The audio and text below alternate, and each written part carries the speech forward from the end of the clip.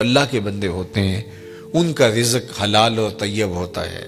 دیکھو میری اور آپ کی قسمت میں جو لکھا ہے وہ ہمیں ہر صورت میں ملے گا۔ اب اس کو حاصل کرنے کے لیے ہم طریقہ حلال اختیار کرتے ہیں یا حرام کرتے ہیں، تو وہ طریقے کی وجہ سے وہ رزق حلال یا حرام ہو جائے گا۔ تو جو میرے مقسوم ہے وہ مجھے مل کے رہے گا۔ صحیح حدیث پاک ہے کہ جب بچہ شکم مادر میں 120 دن کا ہوتا ہے تو فرشتہ آ کے 3 چیزیں لکھ دیتا ہے، اس کا رزق بھی لکھ جاتا ہے، اس کی عمر بھی لکھ جاتا ہے، اس کا شقی و سعید ہونا بھی لکھ جاتا ہے۔ میرے والد گرامی رحمۃ اللہ تعالی علیہ جب میں شعور کی آنکھ کھولی تو مجھے بارہا کہتے تھے کہ رزق تو اللہ نے کتے کا بھی لکھا ہے، تم تو انسان ہو، تو رزق لکھا ہوا ہے۔ مجھے اور آپ کو جو بھی مل رہا ہے وہ اس لکھے سے نہ کم مل رہا ہے نہ زیادہ مل رہا ہے، وہ لکھا مقسوم رزق ہے، اس کے اندر کمی بیشی نہیں ہے۔ ہاں اگر ہم خیر کے اعمال کریں اس میں برکت ہوگی، وہ مبارک ہو جائے گا، لیکن وہ مقسوم لکھا ملے گا۔ اب اس کو حاصل کرنا کیسے ہے؟ چاہے حرام طریقے سے اختیار کر لے چاہے حلال طریقے سے اختیار کر لے۔ میں ایک سادہ مثال دیتا ہوں کہ اہل مجلس کی جانب سے آپ کے لیے کوئی سحری کا انتظام کیا ہوا ہوگا، تو بعد میں وہ آپ کو سحری دینا چاہیں تو ایک آدمی اپنی جگہ پہ وقار سے بیٹھا رہے، تو ظاہر ہے انہوں نے تو جتنے لوگوں کا اندازہ تھا اس کے مطابق انتظام کیا، تو ان کا ذمہ دار آدمی آگے بڑھے گا اور عزت سے اس کے سامنے رکھ دے گا، اور ایک آدمی چھچورا ہو اور وہ آگے بڑھ کر کے وہ اس سے سحری چھین لے تو وہ بھی اس کو بھی مل گئی، لیکن اس کے چھچورے پن سے سب دیکھیں گے کہ یار اگر یہ بیٹھا رہتا تو وہ بیٹھا تھا، اس کے لیے بھی انہوں نے حصہ رکھا تھا اور اس کے لیے بھی تھا، تو یہ صبر نہ کر پایا، اس چھچورے پن کی وجہ سے اس پر ملامت ہوئی۔ یہ بات ذہن میں رکھیے کہ رب نے میرا اور آپ کا رزق لکھا ہوا ہے، الٹی چھلانگیں بھی لگائیں تو اس سے زیادہ نہیں مل سکتا اور اس سے کم بھی نہیں مل سکتا۔ اب ہمارا اختیار ہے کہ ہم اس کے لیے چھچورا پن اختیار کریں، یعنی حرام طریقہ اختیار کر لیں، چاہے اس کے لیے حلال ذرائع اختیار کر کے اللہ سے توفیق مانگے، تو ملے گا اتنا ہی جتنا ہمارے رب نے لکھا ہوا ہے۔ تو جو ثواب ہے اور جو عقاب ہے، گناہ ہے اور جو اس کے اوپر اجر ہے، وہ ہمارے اس عمل کی وجہ سے ہے۔ تو اللہ جل شانہ اس کو حیات طیبہ عطا کرتا ہے، اس کا ذہن ایسے بن جاتا ہے کہ حرام کی طرف اس کی نظر ہی نہیں اٹھتی، وہ ہمیشہ حلال ذریعے سے اختیار کرتا ہے۔ یہ ہے جو ہے وہ حیات طیبہ کا مفہوم امام قرطبی نے بیان کیا ہے۔ لیکن اللہ تعالیٰ جل شانہ یہ اگر توفیق دے دے، دل کے اندر یہ استقامت عطا کر دے تو پھر ہی ممکن ہوتا ہے، ورنہ ہم نے دیکھا ہے کہ یہ محبت ہی ایسی ہے دولت کی کہ اس کے لیے اکثر لوگ حلال اور حرام کی تمیز اٹھا دیتے ہیں، ختم کر دیتے ہیں، اور جب رزق پاک نہیں رہتا تو کچھ بھی پلے نہیں رہتا۔ یہ بات ذہن میں رکھیے گا۔ بلکہ حضور علیہ السلام نے اس شخص کا ذکر کیا جو لمبا سفر کاٹ کے مکہ المکرمہ میں پہنچے ہے اور کعبۃ اللہ کے سامنے کھڑا ہو گیا ہے، یمد یدیہ، اور اس نے ہاتھ یوں لمبے کیے ہوئے ہیں، ایسے لمبے ہاتھ کر کے دعا مانگ رہا ہے۔ وَمَطْعَمُهُ حَرَامٌ وَمَلْبَسُهُ حَرَامٌ وَمَشْرَبُهُ حَرَامٌ وَغُذِيَ بِالْحَرَامِ فَأَنَّى يُسْتَجَابُ لِذَلِكَ، لیکن اس نے جو کھایا ہے وہ حرام ہے، جو پیا ہے وہ حرام ہے، جو لباس پہنا ہے اس کے تار و پود حرام کے ہیں، اور ہاتھ لمبے کر کر کے دعائیں مانگ رہا ہے۔ اللہ کے محبوب فرماتے ہیں مجھے بتاؤ فَأَنَّى يُسْتَجَابُ لِذَلِكَ، اس کی دعا کیسے قبول ہو، جبکہ اس کا بدن حرام رزق سے پلا ہوا ہے، اس نے جو لباس پہنا ہوا ہے، جو حرام کے 2 کپڑے پہنے ہوئے ہیں وہ حرام سے ہے۔ اب رو رہا ہے ہاتھوں کو لمبا لمبا کر کے، یمد یدیہ، لمبے لمبے ہاتھ کر کے کہہ رہا ہے یا رب یا رب، لیکن وَمَطْعَمُهُ حَرَامٌ وَمَشْرَبُهُ حَرَامٌ وَمَلْبَسُهُ حَرَامٌ وَغُذِيَ بِالْحَرَامِ۔ تو پھر بلکہ علماء نے یہ لکھا کہ اگر رزق پاک نہیں رہتا تو اپنی دعائیں تو قبول نہیں ہوتی، نیک لوگوں کی دعاؤں سے حصہ بھی نکال دیا جاتا ہے۔ جب اللہ کے نیک بندے پوری امت کے لیے دعا مانگتے ہیں تو امت میں یہ بھی شامل ہے، لیکن رزق ناپاک ہونے کی وجہ سے ان کی دعا کا جو اس کے لیے حصہ تھا نکال دیا گیا، ان کی دعا اس کے حق میں قبول نہیں ہوتی۔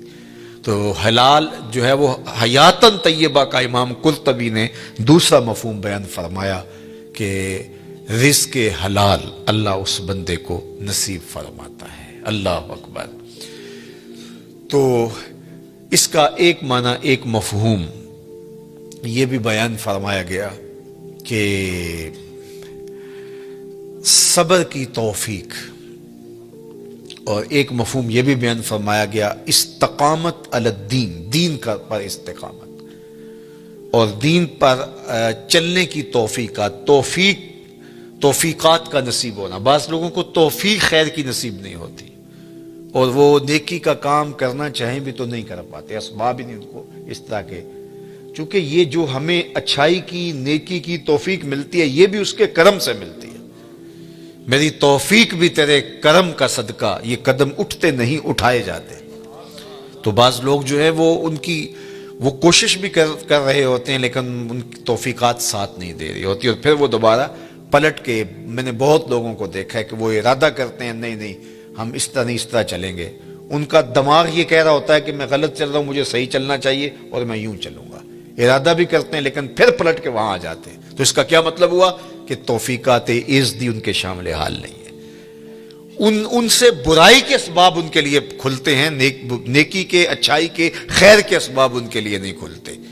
لیکن حیات طیبہ کا مفہوم یہ ہے، جب کوئی بندہ اچھے اعمال کے ذریعے ایمان کی شرط کے ساتھ رب کو راضی کرنے میں لگ جائے، تو اس کا پھر حیات طیبہ کا دنیا کے اوپر مفہوم یہ ہے کہ اللہ اس کے لیے نیکی کو مقسوم کر دیتا ہے، اس کے قدم ہی اچھائی کی طرف اٹھتے ہیں، برائی کی طرف وہ جاتا ہی نہیں ہے، اور یہ اس کے لیے خیر کا راستہ ہوتا ہے۔ میں اور آپ دیکھیں، یہ حیات طیبہ جو اولیاء کی زندگیاں ہیں، یہ اللہ ہمیں بھی عطا کر سکتا ہے اگر ہماری طلب سچی ہو۔ جتنی محنت ہم دولت دنیا کے لیے کرتے ہیں، اور جتنے گھنٹے اس کے لیے کام کرتے ہیں، جتنی دماغ سوزی ہم اس کے لیے کرتے ہیں، کیا ہم اس سے آدھی محنت بھی دین کے حصول کے لیے کی؟ اگر ہم نے اتنی محنت کی اور ہمیں نہیں ملا تو پھر ہمیں شکوہ ہونا چاہیے، ہم نے تو محنت ہی نہیں کی۔ ہم کہتے ہیں یہ دین ویسے ہی مفت میں ہمارے ہاتھ آ جائے، کوئی محنت، کوئی مشقت نہ اٹھانی پڑے، جبکہ حصول زر کے لیے، حصول عزت کے لیے، دنیاوی مناصب کے لیے ہم کتنے پاپڑ بیلتے ہیں اور کیا کچھ نہیں کرتے۔ تو میں اور آپ دیکھیں کہ ہم نے اپنے آپ کو اچھائی کی راہوں میں ڈالنے کے لیے کیا عملی جد و جہد اور کوشش کی۔ اگر ہم نے کوشش کی تو میرا رب اس کوشش کے بدلے میں، اگر سچی کوشش ہو تو ضائع نہیں ہونے دیتا۔ والذین جاہدوا فینا لنہدینہم سبلنا، وہ لوگ جو اللہ کی راہ میں کوشش کرتے ہیں، اللہ فرماتا ہے میں ان کے لیے راستہ نہیں، راستے کھول دیتا ہوں، ایک راہ نہیں بلکہ سبلنا، ان کے لیے کئی راستے کھول دیتا ہوں، اور پھر ان کے لیے در کشادہ ہوتے چلے جاتے ہیں اور خیر کے دروازے کھلتے چلے جاتے ہیں۔ تو کسی کے لیے توفیقات الہیہ کا حاصل نہ ہونا، اور خیر کے دروازوں کا نہ کھلنا، اور شر کے دروازے ہی ان کے لیے کھلتے رہنا، تو یہ کسی شخص پر اللہ کا قہر و غضب ہے اور اللہ کی ناراضگی کی دلیل ہے، اور اس کو جو ہے وہ سارے کام کاج چھوڑ کے سچی توبہ کرنی چاہیے، تاکہ اس کے لیے خیر کے در کشادہ ہوں، اچھائی کے در کشادہ ہوں۔ یہ دنیا، یہ زندگی، یہ کائنات جس میں ہم رہ رہے ہیں، یہ ہمارا مقصود نہیں ہے، یہ بات ذہن میں رکھیے گا۔ اللہ تعالیٰ جل شانہ نے مقصود اپنی رضا کو ہمارا بنایا ہے، اور ہم یہاں دنیا میں آئے ہی اسی لیے ہیں۔ یہ دنیا بوائی کا موسم ہے، آخرت کٹائی کا موسم ہے۔ بوائی کے موسم میں جو کسان مٹی سے مٹی ہو جاتا ہے، کٹائی کے موسم میں فصل وہی اٹھاتا ہے، اور بوائی کے موسم میں جس نے جو ہے وہ ہل چلایا نہیں اور بیج ڈالا نہیں، سہاگا دیا نہیں، جڑی بوٹیاں تلف نہیں کی اور پانی نہیں ڈالا، تو کٹائی کے موسم میں وہ فصل نہیں اٹھا سکے گا۔ دنیا کو آخرت کی کھیتی کہا گیا ہے۔ خوش نصیب اس دنیا کو آخرت کے لیے گزارتے ہیں۔ دنیا تو گزر ہی جانی ہے، یہ روزے کا مہینہ ہے، تو جو روزہ نہیں رکھتا دن تو اس کا بھی گزر جاتا ہے، اور جو روزہ رکھ کے گزارتا دن اس کا بھی گزر جاتا ہے۔ حضرت داتا گنج بخش علی حجویری علیہ رحمہ کے شیخ ابو الفضل الختلی فرماتے ہیں، دنیا یومن ولنا فیہا صومن، دنیا ایک دن ہے، ہم روزہ رکھ کے گزار رہے ہیں، گزر تو ہماری بھی جائے گی، اور جس نے عیش و عشرت میں گزاری گزر تو اس کی بھی جائے گی، لیکن آخرت کے مقابلے میں یہ دنیا ہے کتنی؟ اللہ اکبر! یہ ساری زندگی کتنی ہے؟ 60 سال، 70 سال، یہی ٹوٹل زندگی ہے نا، آج تو یہی زندگی ہے، چلو 100 سال لگا لیجئے گا، اور آخرت کا ایک دن مقدارہ 50,000 سنہ، قرآن نے کہا کہ آخرت کے ایک دن 50,000 سال کے برابر ہوگا. 50 سال کے برابر نہیں، 100 سال کے برابر نہیں، 50,000 سال کے برابر ایک دن. اور یہ ساری زندگی 60 سال کی، اور اس میں بھی 8 گھنٹے روز سوئیں تو تیسرا حصہ تو سو کے گزار دیا. تو اگر 60 سال زندگی ہے، 20 سال تو گزر گئے. 20 سال سو کے گزارے، باقی 40 سال ہے. اس میں کوئی بچپن کی مدہوشیاں، کوئی بڑھاپے کے دھکے. روزانہ 1 گھنٹہ بھی واش روم میں گزارے، 2 سال تو یہ بھی نکلتے ہیں. میرے ایک دوست نے مجھے حساب نکال کے دیا کہ 17 سال بچتے ہیں اگر 60 سال زندگی ہے. چلو 25 سال لگا لیں، 30 سال لگا لیں. وہ قصاب کہتا ہے یہ جو آپ کو جانور دے رہے ہیں نا، قربانی کے دن آ رہے ہیں آگے، تو وہ کہتا ہے یہ جو آپ کو بیل دے رہے ہیں یہ ویسے 5 من کا ہے، لیکن صافی گوشت 3 من نکلے گا. 2 من انتڑیوں میں چلا جائے گا، وہ سر اور پاؤں میں چلا جائے گا، باقی صافی گوشت جو ہے وہ 3 من ہے. زندگی یوں تو 60 سال کی ہے، لیکن صافی زندگی 30 سال کی، 25 سال کی، 20 سال کی، یہ ہے زندگی. اور وہ بھی ٹینشنوں سے بھری ہوئی، شریکوں نے مار دیا، کچھ چھوڑا ہی نہیں ہے. پریشانیاں، دکھ، خزیاں، ٹینشنیں، ہر وقت بھاگم بھاگ. چلو تخت پہ بیٹھ کے بھی گزاری. تو 60 سال زندگی میں سے 30 سال گزارے، صرف 30 سال یہی احتیاط سے گزارنے تھے، یہ نہ گزار سکا. اور وہ زندگی، اس کا پہلا دن مقدارہ 50,000 سنہ، 50,000 سال کے برابر ایک دن. ذرا حساب لگائے نا اس، اور وہ صرف ایک دن. اس کے بعد مینڈے کی شکل میں موت کو لا کے ذبح کر دیا جائے گا. موت آ گئی، موت کو بھی موت آ گئی، قصہ تمام. جہنم میں ہے تو پھنس گیا، مر بھی نہیں سکتا. اب تو مرنے سے بھی رہا نا. دنیا میں تو لوگ خودکشی کر لیتے ہیں، لوگ کیا کچھ نہیں کرتے. اب تو گھبرا کے یہ کہتے ہیں کہ مر جائیں گے. مر کے بھی چین نہ پایا تو کدھر جائیں گے. تو وہاں پھر موت بھی نہیں ہے. اور جن کو جنت کی راحت نصیب ہو گئی، پھر جو ہے ان کے لیے ابدی اور سرمدی زندگی، نہ ختم ہونے والی زندگی. تو ذرا دیکھیے یہ زندگی کیا ہے، صحرا میں پڑے ہوئے ایک ذرے کے برابر بھی نہیں ہے. اور وہ زندگی نہ ختم ہونے والی، نقطہ انجام ہی نہیں. یہ زندگی اچھی گزرنی چاہیے. میں نہیں کہتا کہ یہ زندگی اچھی نہ گزرے، لیکن فرض کرو اگر اچھی نہ بھی گزری تو گزر ہی جائے گی نا. میر تقی میر نے کہا تھا، وہ ریشموں کم خواب میں سرمست ہیں تو کیا ہوا، رات اس کی بھی کٹ گئی جو کہ اور تھا. برہنہ بدن تھا، سردیوں کی رات تھی، زخم لگے تھے بدن پہ، بخار نے جو ہے وہ بے تاب کر رکھا تھا، اور کوئی باہر ریت کے اوپر پھینک گیا. تو کتنی لمبی رات ہوگی اس بیمار کے لیے جس کا کوئی تیماردار بھی نہیں ہے. ریت پہ کوئی پھینک گیا، بدن پر زخم ہے، چور ہے بخار سے، سردیوں کی لمبی رات ہے. سحر لانا کوئی آسان ہے؟ اللہ اکبر. جوئے شیر لانا، وہ جو غالب نے کہا تھا، وہ جوئے شیر لانے کے مترادف ہے. لیکن آخر کٹ ہی گئی نا. جتنی بھی لمبی رات ہے، نقطہ انجام تو ہوگا نا. لیکن وہ رات پڑ گئی تو اس کا نقطہ انجام نہیں ہے، وہ ختم ہی نہیں ہوگی. چونکہ موت کو بھی موت آ گئی. تو اس سے بڑا احمق کوئی نہیں جو اپنی آخرت کو برباد کرتا ہے. یہ دنیا سواریں، اچھی دنیا زندگی گزاریں، اللہ کی دی ہوئی نعمتوں سے بھرپور تلذذ حاصل کریں، لیکن آخرت کے سودے پر نہیں، آخرت کی قیمت پر نہیں. تو اللہ جل شانہ حیات طیبہ اپنے بندوں کو دیتا ہے کہ وہ اس زندگی کو آخرت کے لیے گزارتے ہیں. جہاں جتنا رہنا ہو وہاں اس حساب سے انتظام کیا جاتا ہے. میں ایک دفعہ اٹلی سے گزر رہا تھا تو مجھے وہاں کچھ نوجوان منڈی بہاؤالدین کے کہنے لگے کہ آپ ہمارے ساتھ اگر چائے پی لیں. تو میں نے کہا چلتے ہیں. تو ان کے ہاں چائے پینے گیا تو وہ چھوٹا سا گھر تھا ان کا، اور جس میں کوئی تقریباً 20-25 نوجوان رہ رہے تھے. وہ جو ہے وہ انہوں نے چارپائیاں جوڑ کے یوں رکھی ہوئی تھیں اور اپنا کھانا بھی پکاتے تھے. تو میں حیرت زدہ ہوا اور میں نے کہا کہ آپ 20-25 سے چھوٹے سے گھر میں رہ رہے ہیں تو کوئی بڑا گھر لے لیں. تو وہ مجھے ہنس کے کہنے لگے حضرت ہم یہاں کمائی کرنے آئے ہیں، عیش نہیں کرنے آئے. تو آپ اگر آئے نا ہمارے علاقے منڈی بہاؤالدین میں تو ہمارے 6 کنال کے بنگلے بن رہے. تو میں نے کہا یہی تو میں سمجھانے آیا ہوں کہ جہاں جتنا رہنا ہو وہاں اتنا انتظام کیا جاتا ہے. تو دنیا میں جتنا رہنا ہے ہم اتنا انتظام کریں. اصل ہماری منزل آخرت ہے، ہم وہاں پلٹ کے جانا ہے، وہاں ہمارے لیے تیاری ہو رہی ہو.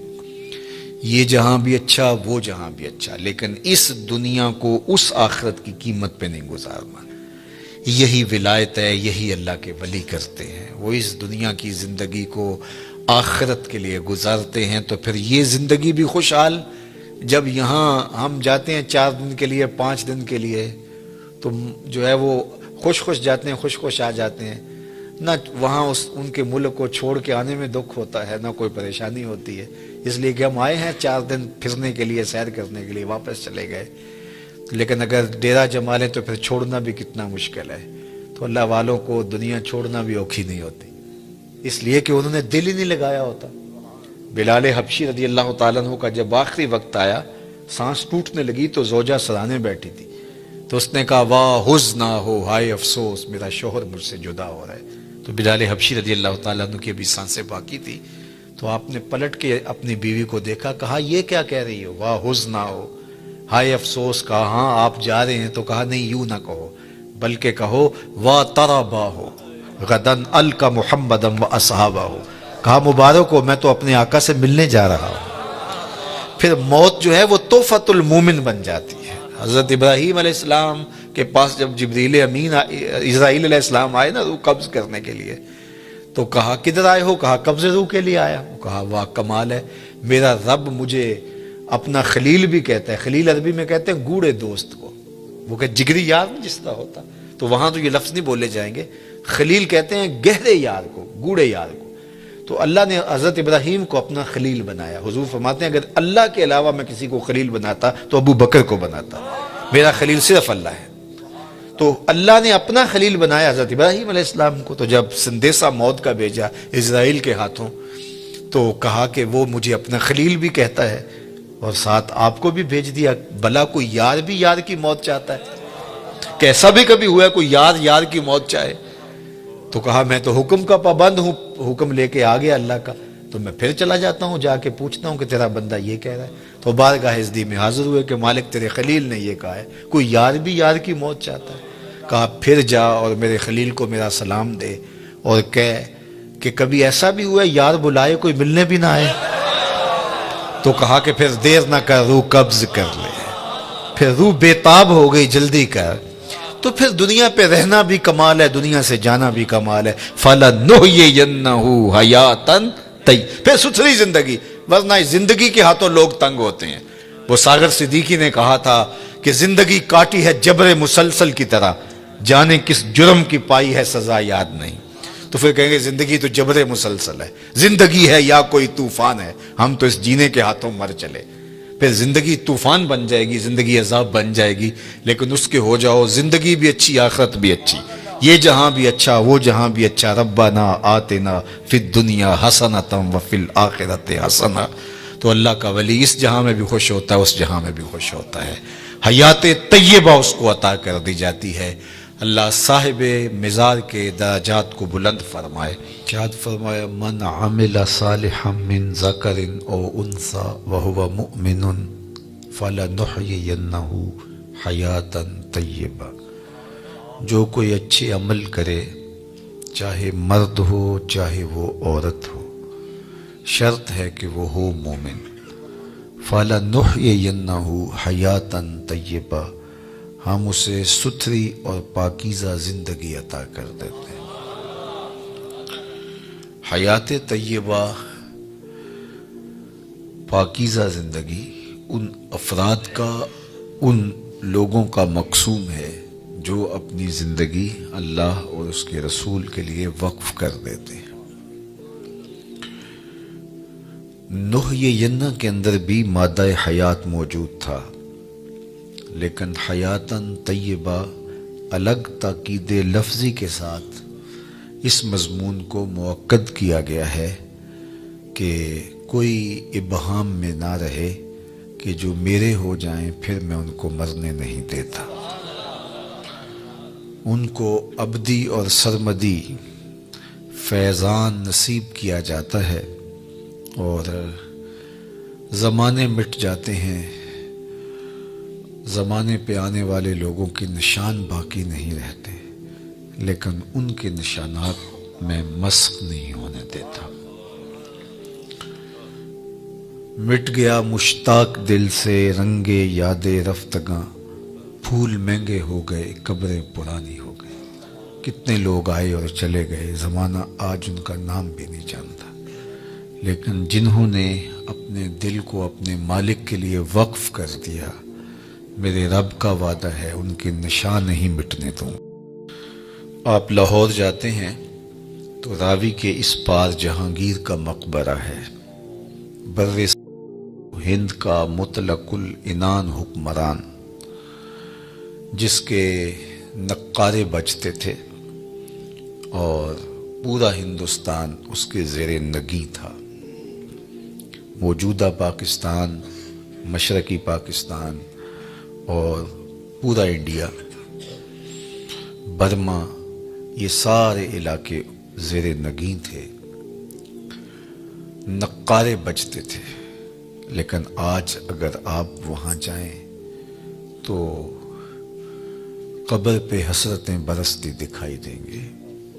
دن کو جائیں یا رات کو، وہاں آپ کو روشنیوں کا اہتمام دکھائی نہیں دے گا۔ اب پارک بن گیا ہے، اس کے دم سے کچھ لوگوں کا آنا جانا زیادہ ہو گیا، لیکن خالص مزار کے احاطے میں آپ کو قرآن پڑھنے والے لوگ موجود نہیں ملیں گے، تاش کھیلنے والی ٹولیاں بیٹھی نظر آئیں گی۔ وہاں جانوروں کی بینٹیں تو دکھائی دیں گی، تمہیں تازہ گلاب نظر نہیں آئیں گے، بلکہ بالکل اس کے ساتھ اس کی محبوب بیوی ملکہ نور جہاں کا مقبرہ ہے۔ یہ وہ خاتون تھی، جب بادشاہ تخت پہ بیٹھتا تو یہ بادشاہ کے پیچھے بیٹھتی، درمیان میں پردہ لٹک رہا ہوتا۔ بادشاہ کا کوئی فیصلہ اسے پسند نہ ہوتا تو پیچھے سے کمر ٹھونکتی تو بادشاہ اپنے فیصلے تبدیل کر لیتا، جس کے اشارہ ابرو پر ہندوستان کی تقدیر کے فیصلے بدلتے تھے۔ آج اس خاتون کا مقبرہ بھی اس کے ساتھ اندھیرے میں پڑا دکھائی دیتا ہے۔ زیب النساء کا اپنا شعر ہے جو اس کی لوح مزار پہ لکھا ہے: بر مزار ما غریباں نہ چراغ نہ گلے، نہ پرے پروانہ سوزد نہ صدائے بلبلے۔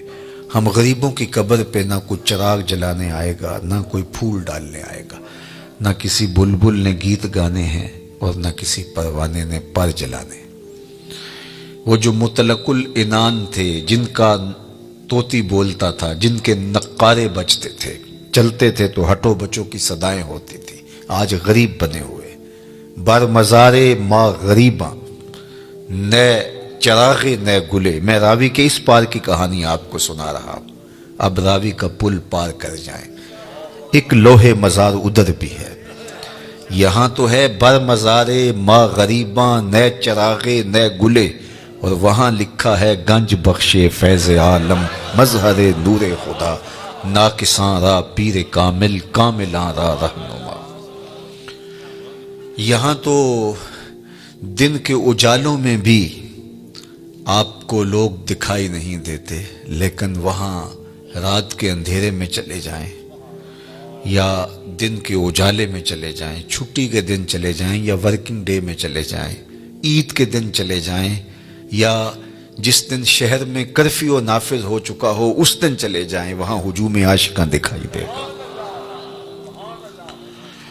حتیٰ کہ حد ہو گئی کہ جب بدطینت لوگوں نے اپنی کارروائیوں کا رخ مزارات کی طرف کیا تو داتا گنج بخش علی حجویری علیہ رحمہ کے مزار پر بھی بم دھماکہ ہوا اور ساری رات لاشیں اٹھائی جاتی رہیں، لیکن جب صبح کا وقت آیا تو ساری مسجد نمازیوں سے بھری ہوئی تھی۔ یہ میرے رب کا عہد ہے، میرے رب کا وعدہ ہے، فَلَنُحْيِيَنَّهُ حَيَاتًا طَيِّبَةً، ہم انہیں ستھری اور پاکیزہ زندگی دیتے ہیں۔ ایک تو ڈارون کا نظریہ ارتقاء ہے جو اس نے کہا اور مغرب نے اس کو ہاتھوں ہاتھ لیا کہ انسان بندروں کی مہذب شکل ہے۔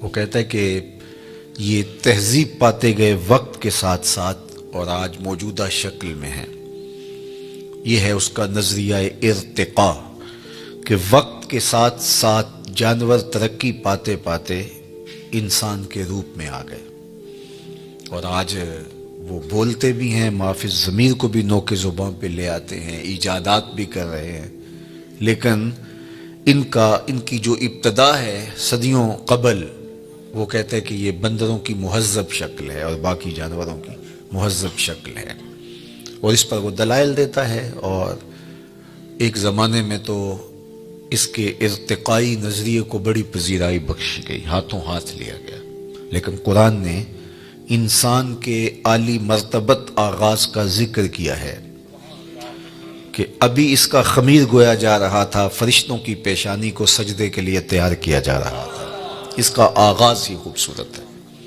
ہم نے اس کو اپنی نیابت کا تاج دیا ہے، وَلَقَدْ كَرَّمْنَا بَنِي آدَمَ لَقَدْ خَلَقْنَا الْإِنسَانَ فِي أَحْسَنِ تَقْوِيمٍ، اس کو احسن تقویم میں پیدا کیا ہے۔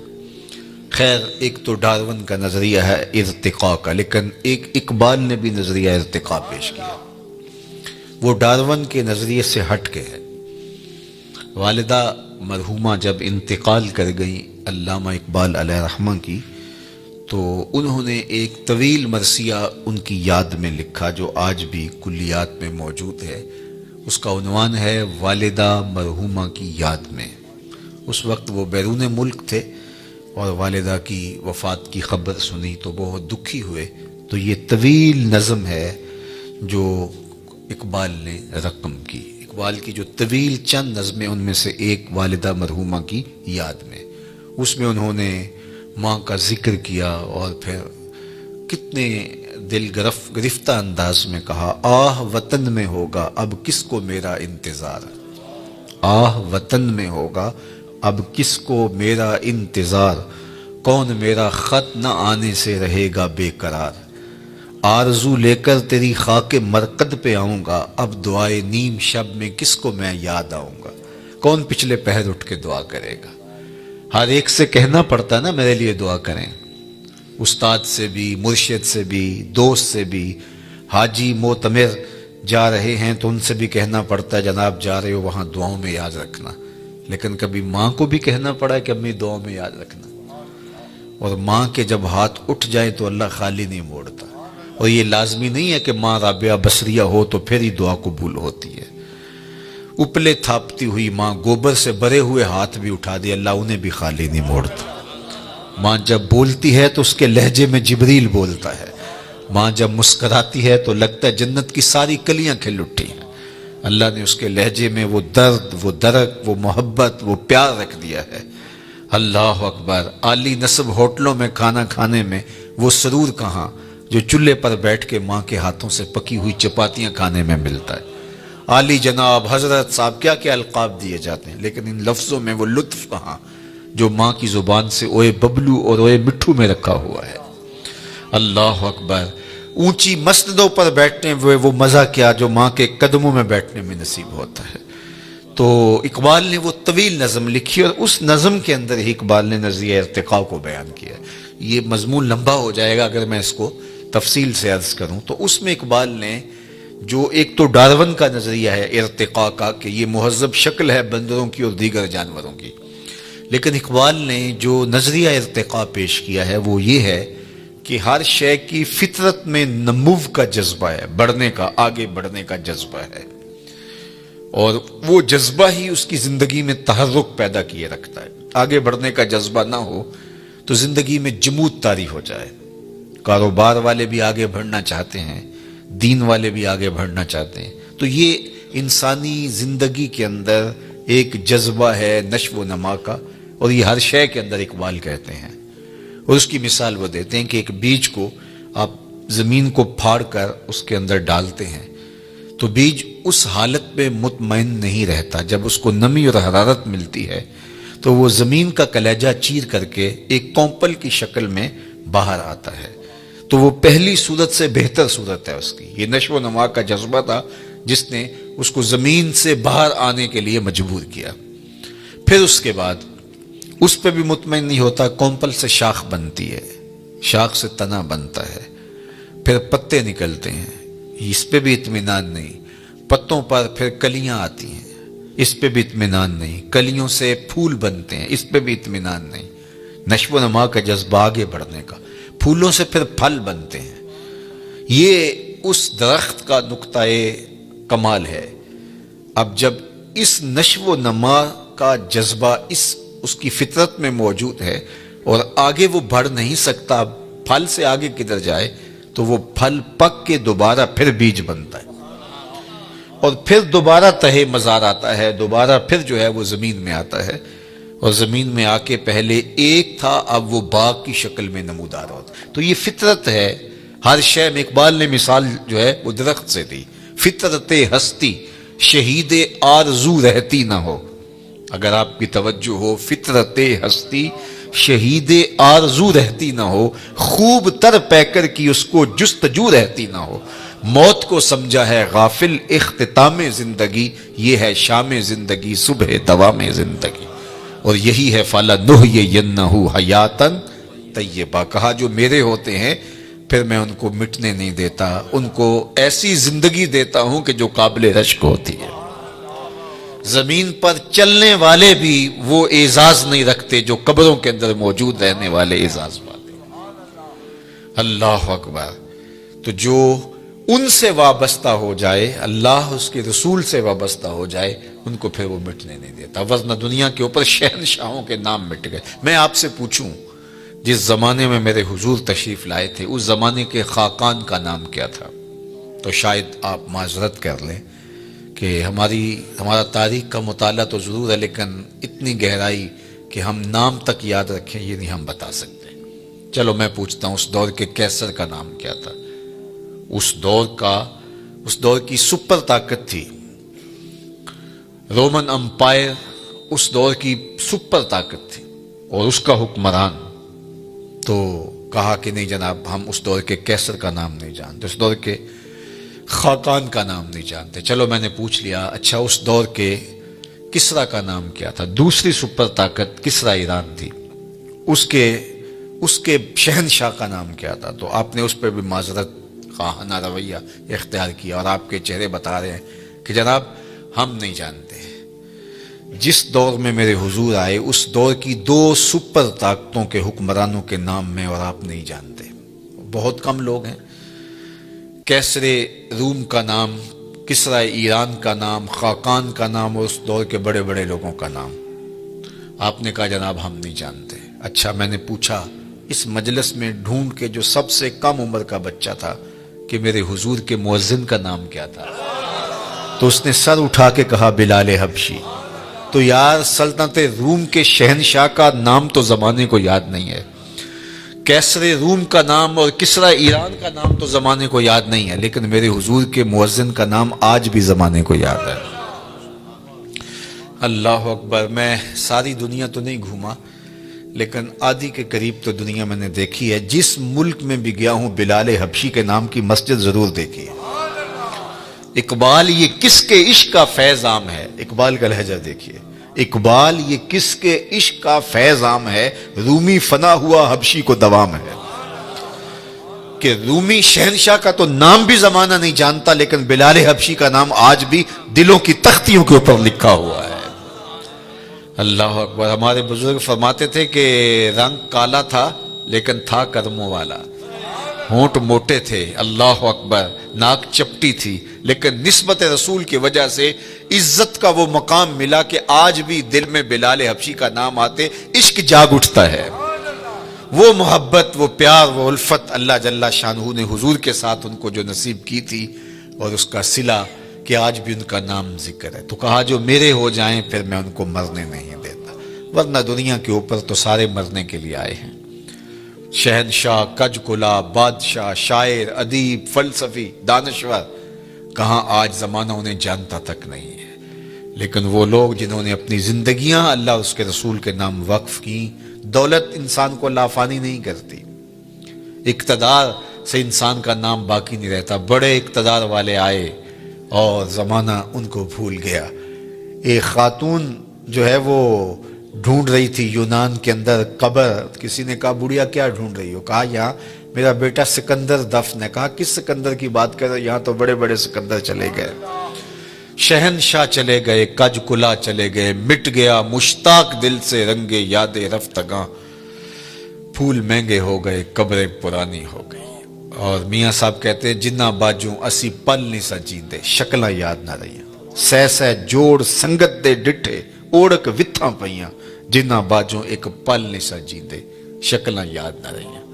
ہم تو اپنے سکے عزیزوں کو بھول جاتے ہیں، لیکن یہ کون لوگ ہیں کہ جو فراموش نہیں ہوتے؟ اس لیے فراموش نہیں ہوتے کہ انہوں نے اس ذات کے ساتھ اپنے تعلق کو مضبوط کر لیا ہے کہ اس کے ساتھ جڑا ہوا تعلق کبھی فنا نہیں ہوتا. اچھا، میں ایک قبرستان میں گیا تو وہاں مختلف شہنشاہوں کی اور بادشاہوں کی قبریں تھی، اور لکھا تھا سابقہ حکمراں فلاں، سابقہ حکمراں فلاں. اور آپ بھی دیکھتے ہیں کہ سابقہ چیف جسٹس، سابقہ وزیر اعظم، سابقہ وزیر خارجہ. تو میں کہتا ہوں یہ سارے سابقہ ہو جاتے ہیں. اللہ کا ولی قبر میں جا کے بھی سابقہ ولی نہیں ہوتا. کسی قبر پہ آپ نے یہ نہیں دیکھا ہوگا کہ سابقہ ولی لکھا ہو. سابقہ وزیر اعظم ہوتا ہے، سابقہ جرنیل، سابقہ چیف آف آرمی اسٹاف، سب سابقہ ہے، ان کے ساتھ سابقہ لگ جاتا ہے. لیکن جو اللہ کا ہو جائے پھر اللہ اسے سابقہ نہیں ہونے دیتا. وہ قبر سے باہر بھی ولی ہوتا ہے، قبر کے اندر اتر کے بھی ولی ہوتا ہے. فَلَنُحْيِيَنَّهُ حَيَاتًا طَيِّبَةً، فطرت ہستی شہید آرزو رہتی نہ ہو، خوب تر پیکر کی اس کو جستجو رہتی نہ ہو. موت کو سمجھا ہے غافل اختتام زندگی، یہ ہے شام زندگی صبح دوام زندگی.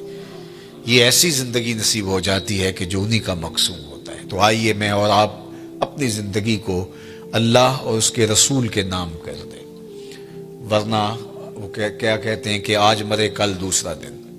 تو زندگی تو ختم ہو جائے گی، ٹوٹ کے بکھر جانے والا خواب ہے.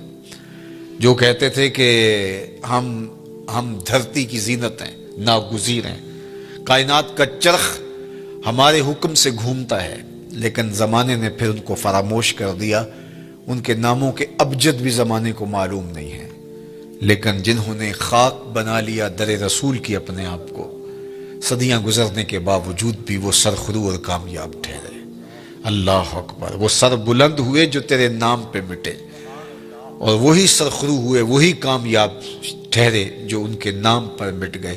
ورنہ دنیا کے اوپر آنے والے سب لوگ ختم ہو گئے، اور سب لوگ جو ہے وہ مٹ گئے، ان کا وجود اور تشخص بھی باقی نہ رہا. تو میں اور آپ اہل اللہ کی قبروں پر جانے سے ہمیں یہ ترغیب ملتی ہے کہ ہم اپنی زندگیوں کو اللہ اور اس کے رسول کے نام کر دیں. شکستہ قبریں بھی، ٹوٹی ہوئی قبریں بھی ہمیں عبرت دیتی ہیں. آقا کریم نے ایک زمانے میں منع کیا تھا قبروں پر جانے سے، اور پھر ایک وقت گزرنے کے بعد دوبارہ حکم دے دیا، کنت نہیتکم عن زیارت القبور فزوروہا. میں تمہیں قبروں پر جانے سے روکا کرتا تھا، لیکن اب میں تمہیں حکم دیتا ہوں کہ قبروں پر جایا کرو. اور اس کی وجہ بیان فرمائی، اس لیے لأنہا تذکر الآخرہ، قبریں تمہیں آخرت کی یاد دلاتی. تو جو شکستہ ٹوٹی ہوئی قبریں ہوں گی وہ بھی یاد دلائیں گی یہ کتنے ناگزیر ہوتے تھے. آج ان کے کفن بھی تار تار ہو گئے. اللہ اکبر. حضرت غوث اعظم الشیخ عبد القادر الجیلانی علیہ رحمہ و رضوان فرماتے ہیں، جاؤ قبرستانوں میں جا کر کے دیکھو کیسے کیسے حسینوں کی مٹی خراب ہو رہی ہے. جو بدن پہ چٹکی مٹی بھی نہیں پڑنے دیتے تھے، آج کفن بھی تار تار ہو گئے. اور مرصع قبریں، جہاں جن قبروں کے اوپر جو ہے وہ ہجوم عاشقاں ہے اور لوگ پھول لیے کھڑے ہیں، عقیدتوں کے چراغ لیے کھڑے ہیں، وہ قبریں بھی ہمیں بتاتی ہیں کہ میاں اگر ان کے ہو جاؤ گے تو پھر تمہارا رب تمہیں مرنے نہیں دے گا. فَلَنُحْيِيَنَّهُ حَيَاتًا طَيِّبَةً. نُحْيِيَنَّ کے اندر جو ہے وہ تاکید ہے. نُحْيِيَنَّ اس کو نون ثقیلہ تاکید کا کہتے ہیں، لیکن آگے موقد بھی کیا گیا حیاتاً طیبہ سے. اللہ اکبر. اچھا، امام قرطبی علیہ رحمہ نے اس کے تحت بڑی نفیس گفتگو کی ہے. وقت کی نزاکت ہے کہ میں تفصیل سے عرض نہیں کر پاتا، لیکن انہوں نے کہا کہ جب وہ دنیا میں رہتے ہیں تو ان کی زندگی حیات طیبہ ہوتی ہیں، دنیا کے اندر بھی حیات طیبہ جی رہے ہوتے ہیں، لوگ ٹینشنوں سے مر رہے ہوتے ہیں اور وہ عیش کی زندگی گزار رہے ہوتے ہیں. اللہ اکبر. اس لیے کہ دنیا کے کم یا زیادہ ہونے کی فکر ان کو پریشان نہیں کرتی. وہ جس حالت میں بھی ہیں اللہ کے شاکر ہیں، اللہ کے شکر گزار ہیں. تو فرمایا کہ حیاتاً طیبہ کا جو مفہوم بیان کیا تو کہا کہ اس کا ایک مفہوم یہ ہے کہ اللہ انہیں استغنا کا نور عطا کر دیتا ہے. استغنا کیا ہے؟ کہ جو اللہ کی طرف سے نصیب ہوا اس پہ واہ واہ راضی ہو گئے، جس حالت میں بھی رکھے اس پہ راضی. مل گیا تو پھر بھی ٹھیک، نہیں ملا تو پھر بھی ٹھیک، کہ یہ دونوں حالتیں اس کی طرف سے ہیں تو بس مجھے مل گیا تو تا بھی ٹھیک، نہیں ملا تو. اور اس کے برعکس لالچ، تو لالچ جو ہے وہ زندگی میں کبھی بھی بندے کو چین اور سکون نہیں لینے دیتا. حل من مزید، آگے بڑھنے کی اور زیادہ دولت کی خواہش اس کو بے سکون رکھتی ہے. کوزائے چشم حریصاں پر نشد، تا صدف کانے نشد پر در نشد. رومی علیہ رحمہ فرماتے ہیں حریص کی آنکھ کا پیالہ نہیں بھرتا. اور اس کی وجہ کیا؟